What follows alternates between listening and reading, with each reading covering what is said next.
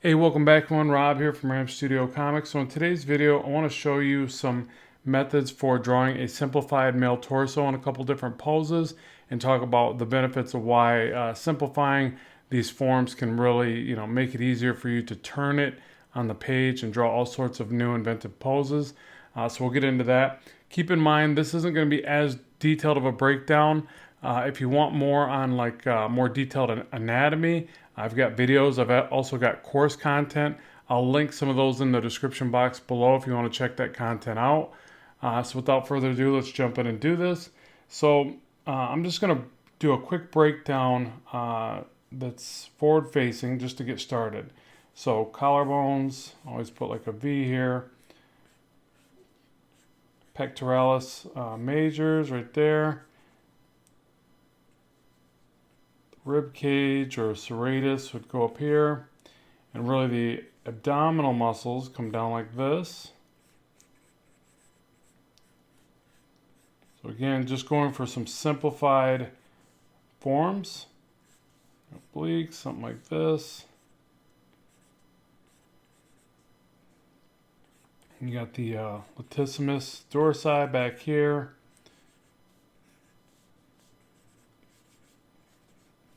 You got the lower torso, the pelvis, like that. And you just kind of attach the trapezius, opening for the neck, the delts.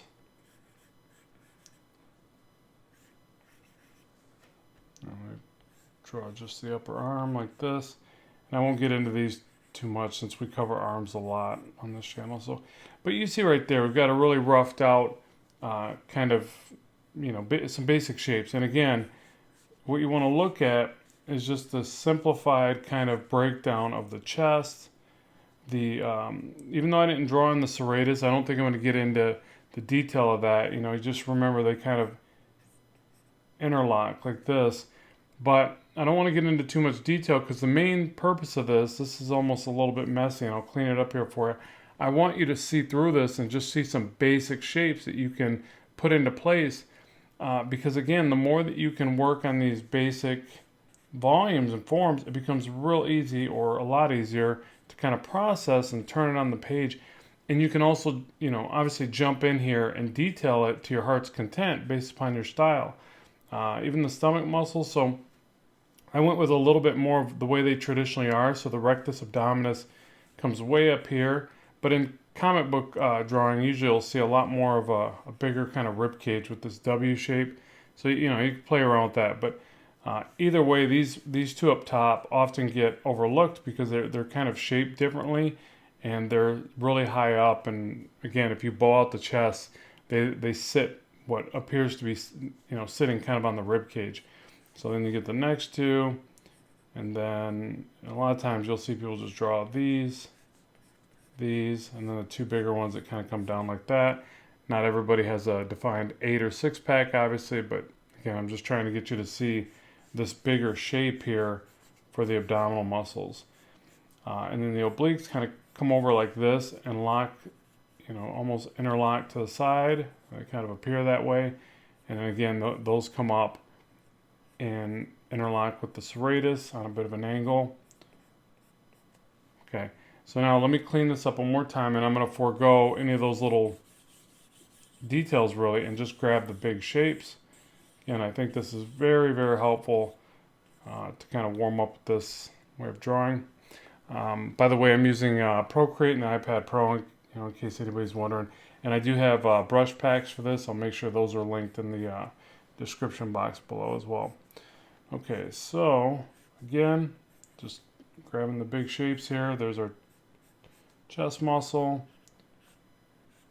deltoids, and obviously these all have different divides as well. With the delts, you've got anterior, medial, and posterior, but I'm not dividing those up. Just like the chest, it goes like this, but I'm not trying to capture that either. I just want you to think in terms of a very simplified, broad series of shapes. Same thing with the bicep, tricep, and that middle muscle. I think it's the brachioradialis, but I'm not sure. Let's see, trapezius back here. Just do an opening for the neck, but you know, the neck would be a cylinder and a bit of a V-like shape there. And then, so again here, I'm gonna fight the urge to detail all this as I was kind of starting to illustrate, but again, I think it's really important to kind of look past all that for now and just grab these bigger shapes like this. It almost looks a bit robotic, and again, I think that's okay, kind of helpful, because it's a lot easier to really draw, like even if you ever try to draw like, you know, a robot or something like that, it's a lot easier because you have these very defined segments that that you can manipulate. So there we go. We've got a simplified version. Let's bring this off to the side. And again, I want to show you how I would now play around with this and kind of turn this. So if we take this now and we go, okay, let's just draw a box, just so we've got some reference here for perspective. I like to do this method for turning something on the page. It gives me some, almost like a way of pinpointing the coordinates, if you will, but just basic perspective. Soft erase that down. You can even find a center line. Now, remember, you can find a more exact center line like this if you want. So there we got some center lines, but again, that's not really necessary. I'll probably just go with the first one, and I can eyeball it really. But I just want to show you another technique for that.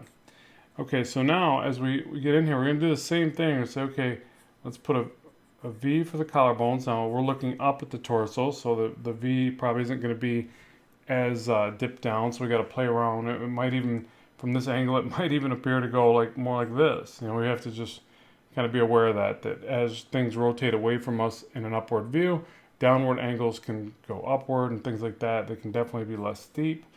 We'll bring the chest out and then back, because we got to remember that, you know, one problem of doing something like this is saying, well, I'm going to put the chest here, rib cage here, rectus abdominis here, and all of a sudden we have this very flat looking torso, right? So we can't do that. We have to ignore some of this. We're just using this as a rough guide of perspective. So sometimes it's just good to kind of start, overly exaggerate, and bring that right out. Kind of test it out like that. I do feel like this dip for the collarbones is too extreme now. Bring out that rib cage. That. The first stomach muscles. Now I'm going to go with a little bit more of a, I don't know, almost comic style, but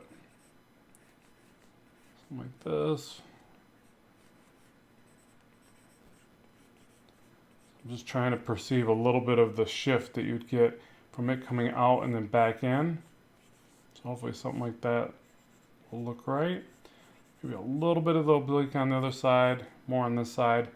Opening for the shoulder.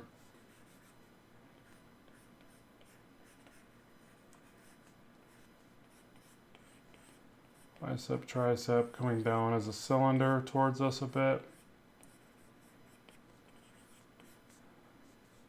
Okay, I don't know if you'd see that other shoulder. Probably not from an angle like this, so I'm going to ignore that. And again, I did feel like this right here, even from the start, was probably a bit off, so I'm just going to rectify that a little bit, hopefully. Bring this down a little more. So you see, all these shapes are being pushed around, but I have still the basic setup of what we started with that first version to guide us. And I really think that can be helpful, because typically these angles are tricky, especially if you're doing this with no reference, right? That's where these basic shapes are your best friend, because you can translate them more easily from these different angles. I'm not saying this will be right or 100%, you know, it's never 100%, I guess, but it's it'll be in the realm, and then we can go from there, and we can use our ability to keep you know, picking it apart, and maybe put a little more slope to the side of the chest, maybe change the angle of the center line a little more. All these things are possibilities. Oh, actually I did attach the torso, didn't I? So the openings for the legs, lower pelvis, something like that. And this really should have a different orientation as well. Even if it's slight, it should be there. Typically it's a little bit more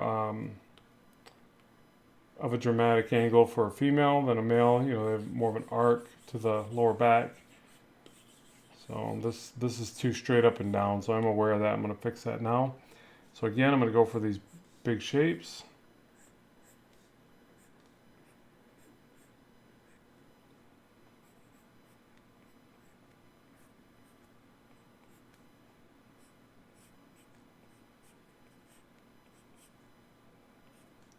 Like I said, as I get here, I want to angle this back a bit more.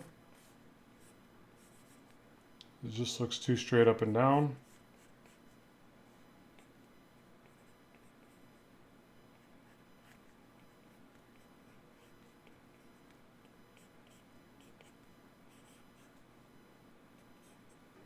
Okay, I don't want to fight the urge to over detail this. So for me, a lot of times I just have this habit of wanting to jump in and keep dicing up the work in a sense, segmenting it up and rendering it, because that's typically what I'm going for is finished work. But in this case, we're just doing more of a study, and I have to kind of ignore that urge because I do want just the big shapes. I just want you to be able to see through this more. And actually to do that, make that a little bit more apparent, get rid of some of these construction lines that I maneuvered, because remember I was trying to tilt back the torso just a little bit more. But just notice each time I can just slowly pull these lines around and back, these shapes I should say. Obviously I'm defining them with lines, but I tend to think it's better if you visualize these as shapes and forms, less as lines.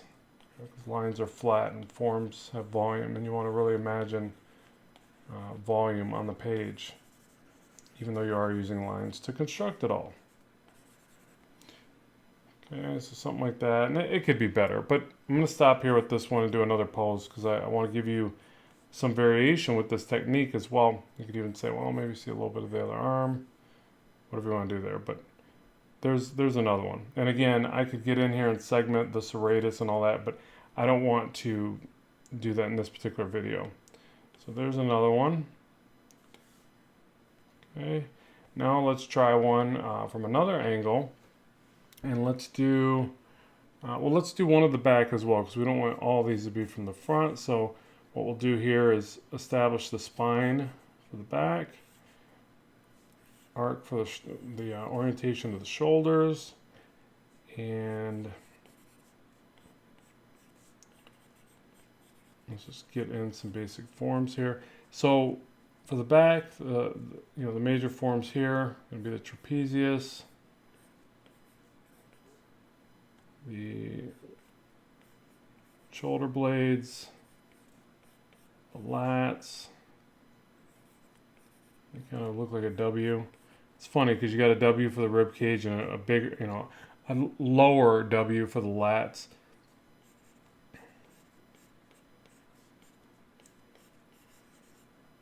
And the glutes. Running out of room here.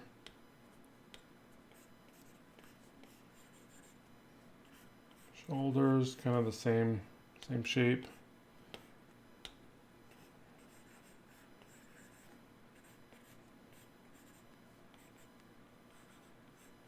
Just a little bit of the upper arm. And the neck is a cylinder. Okay, so just like that. So let me clean this up. So I went a little bit faster on this one just to kind of, give you an idea. This is really a bit more how I do it. I think I kind of veered off a bit on that other angled one, and it's really feeling pretty flat. That one at the top right, but it happens. And then, sometimes I got to draw these a couple times. But that's the beauty of doing them overly simplified as well, is that there's a lot of time saving there. So you're not wasting too much time doing this, which is great. Okay, so again, lats, shoulder blades, which again, these are a bit simplified.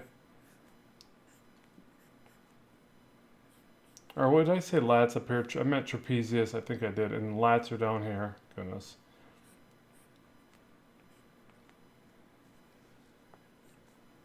That's why I think it's better just to say, and this muscle here, and then that muscle there, and you don't get caught when you're getting your terminology right.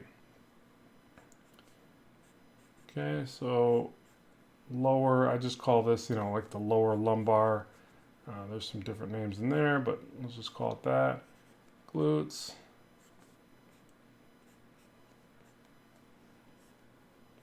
There you go, butt muscles. And so, just like that, we've got the back of the character in a basic, version, really quick, really easy. And so now I'll take the time to color these in so it'll show you the shapes a little bit more clearly. Okay, so as I add color to these shapes, which hopefully will give you a better idea of, again, the shape language and, just a basic shape that you could try to follow along with. Again, let me reiterate, part of it is finding what shapes work for you in your own style. So let me cover the main benefits of simplifying the anatomy for the torso and really for all areas of the body. Number one is speed. It's a lot faster to draw this way, which can really make you feel more accomplished and allow you to get through your art process more efficiently, which I think is very important. Number two, it really helps to develop your style. Think of like cartooning. When people cartoon, they're basically simplifying things to varying levels and degrees, which really helps to make it look more stylized, more interesting. So therefore, again, you can learn to develop your style through simplifications. Number three, it's easier to turn the illustration on the page and draw the body in perspective. I think that's the biggest aspect that I utilize it for, because when I tend to draw things more complex, I have a harder time rotating them on the page, and I need to be able to draw characters from every imaginable angle. This helps me to do so. And then number four, it's great for logging in lots of various studies, again, faster, and therefore learning faster. And again, another powerful feature, if you're able to draw more poses more efficiently, faster, you therefore learn faster, which is fantastic. So that'll bring today's video to a close. I really appreciate you watching. I hope you've gained something from it. And remember that I've got more course content linked in the description box below if you want to learn more. And I always appreciate the support of the channel. More content on the way very soon. As always, keep drawing, keep having fun, and bye for now.